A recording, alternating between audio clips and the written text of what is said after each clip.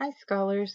Today we are discussing our second textbook for the class, which is The End of White World Supremacy, and it is the collection of Malcolm X speeches.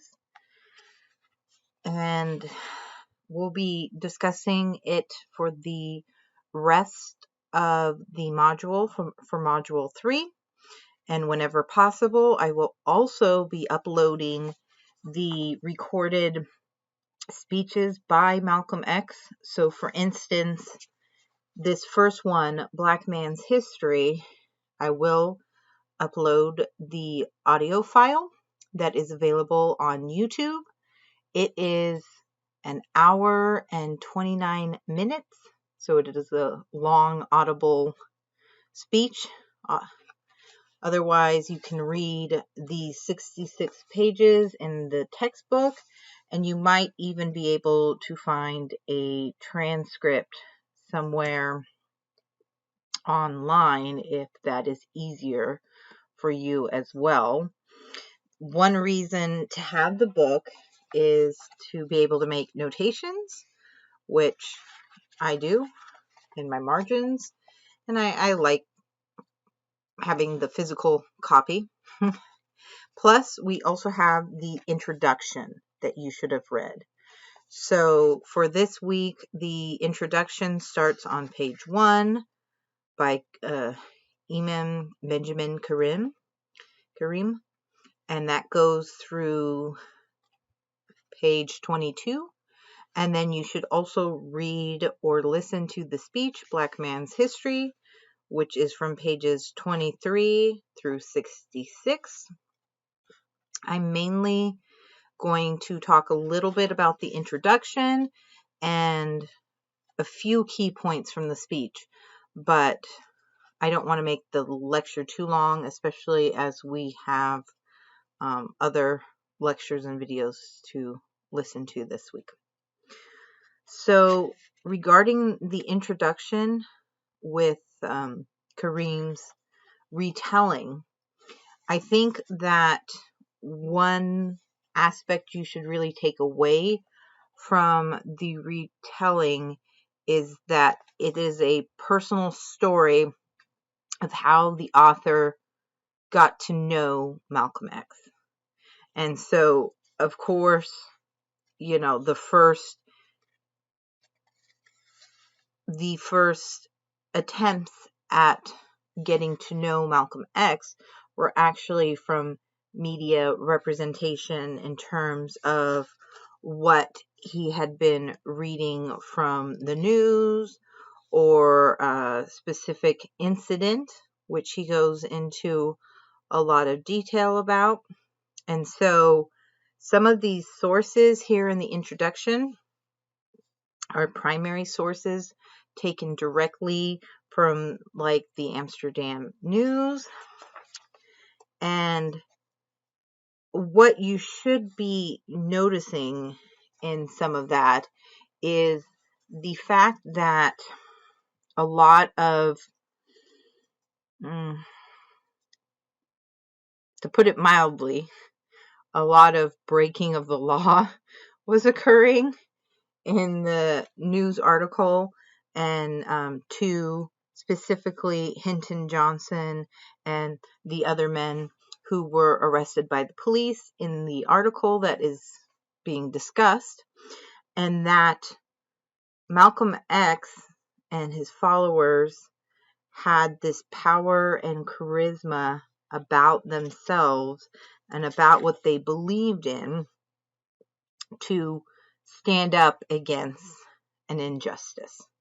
And so what you should be noticing is, and I underlined this quote in particular from page 6 through 7, is that Malcolm had a way of handling this in particular situation that the author of this introduction had never seen before, and it impacted him. He was able to stand up and actually prevent additional escalations and trauma and trouble. So as you read this intro, you're going to learn how the author of the introduction became a follower, and not only a follower, but became the opening up speaker for Malcolm X's talks. And he speaks in the introduction about all the speeches that are included in the textbook. And the very first one, Black Man's History, is one where he gave the opening up speech for Malcolm X. And I would say from about page 11 onward, the introduction is more of almost like a summary of what you can expect in the speeches that you will read as you progress in this book. So it's almost like an outline that you would find in a regular academic textbook about here's what each chapter is going to be about. Here's what each speech is going to be about and what you should take away from it. For the first one, I think the emphasis on the race war that's talked about on page 12 and about the word Negro and how Malcolm X defined it, I think is really powerful to understanding that first speech and the history. And we did address some Black history in this textbook as well, and the importance of knowing your history. And so that's emphasized a lot in this introduction as well. And it's emphasized in the author's opening speech. I don't want to go into too much of the summaries for the later speeches that are included in this collection. I think that we can talk about them when we get to those lectures more. I do want to point out on page 18 the power that Malcolm believed students held and student power in general, and specifically what Black student power held versus white student power, and specifically this belief and this hope that the white college student, this is in the middle of page 18, was more receptive to change than were his parents. He believed and tried to emphasize to white students that they could not follow in the path of their elders and survive in today's world. And so I think that's really important because especially even in the first speech, there is an emphasis on new knowledge, on change, that things are shifting.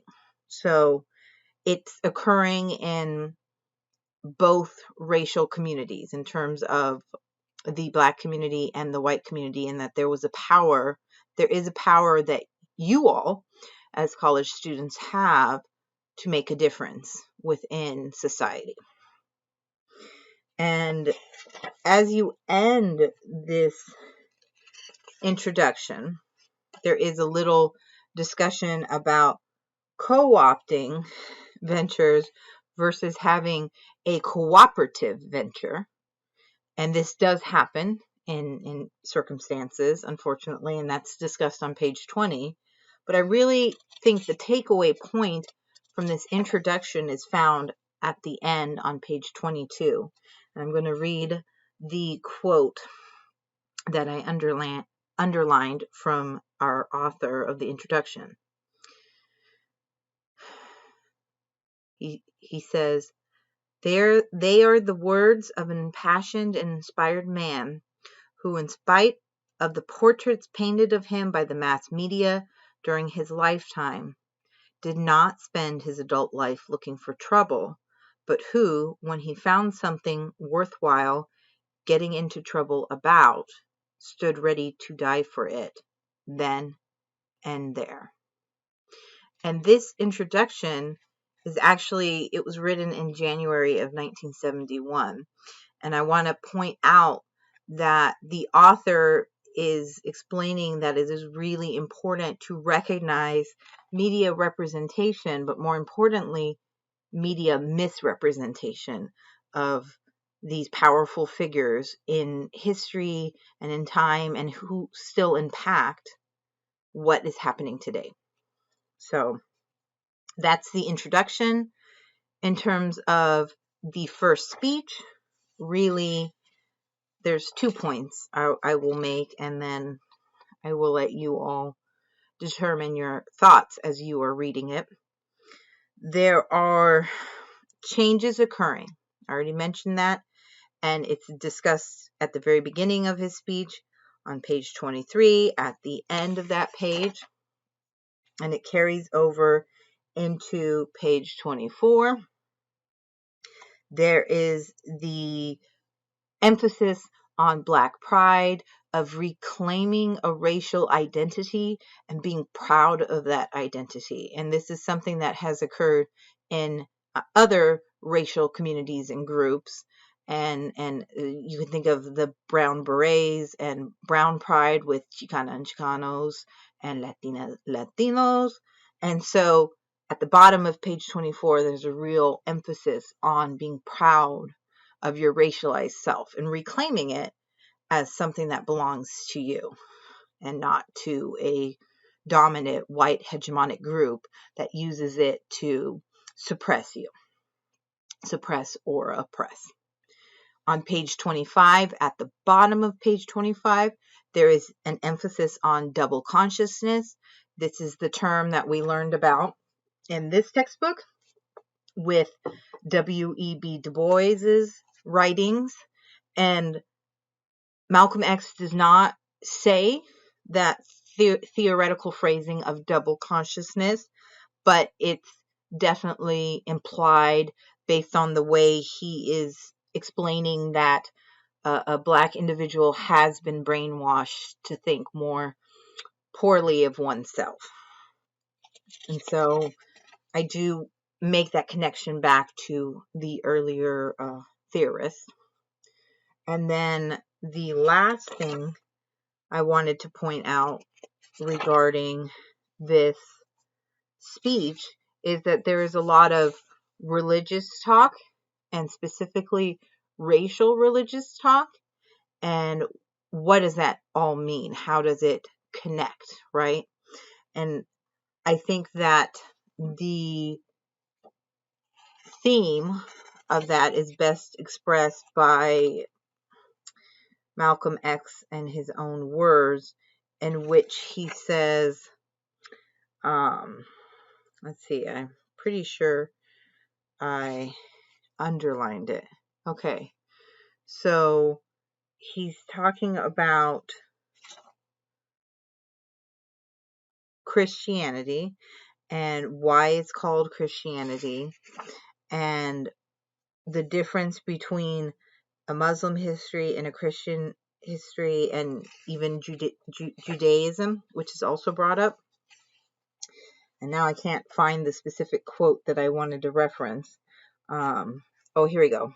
Okay. So it says, it's on page, it's part of the Black Pride section. So it starts on page 24 at the bottom, and it carries over to 25, in which he says at the bottom of page 25, but rather than get resentful, all they have to do is think back on many of the songs and much of the teachings and the doctrines that they were taught while they were going to church, and they'll have to agree that it was all designed to make us look down on Black and up at white. And then at the top of that page, it's mentioned again, the top of 25. Okay, so if you're in the audience listening to the speech, I came up here to listen to some religion about Islam, but now all I hear you talk about is Black. And he says, Malcolm X, we don't separate our color from our religion.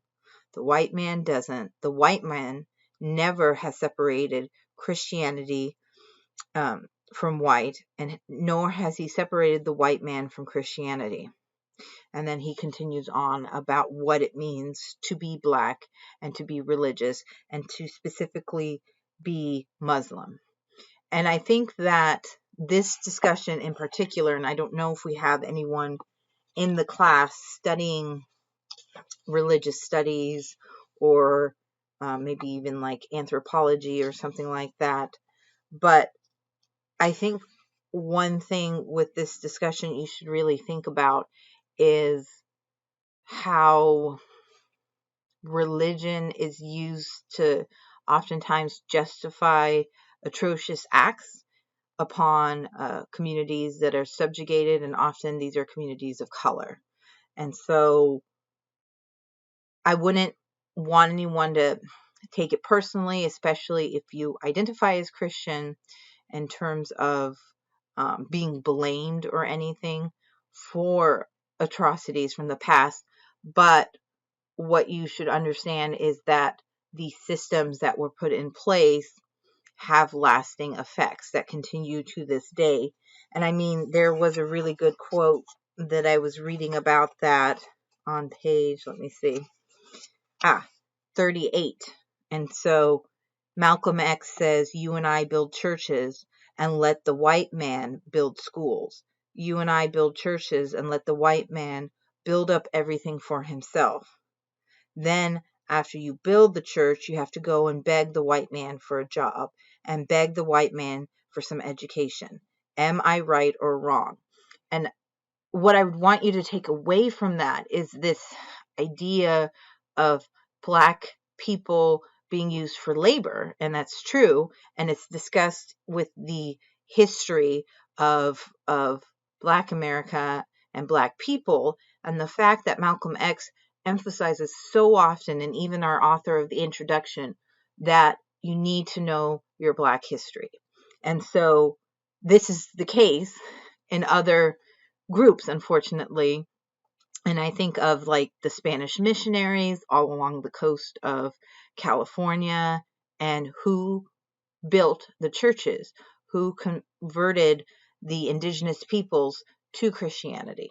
So there's a lot to understand about the history and about the power that was built for an organization such as that. But again, like I said, it's not personal, and I'll be the first to say, despite knowing all the histories, I'm still a practicing Catholic.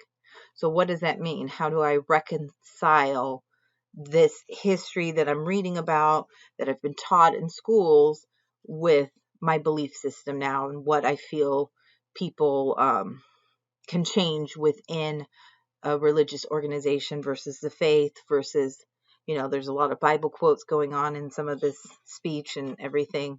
So I want to kind of leave it up to you as the reader to consider where your thoughts are with that first speech. And I do highly encourage you to listen to Malcolm X's voice as well, if not for the full length, since it's such a long speech, but a portion, so you can hear his tone, his passion, so you can have a different experience with his words. And I look forward to hearing some of your comments about it, and about what you think of the introduction and what you think of this first speech in relation to Black Studies. As always, email with any questions.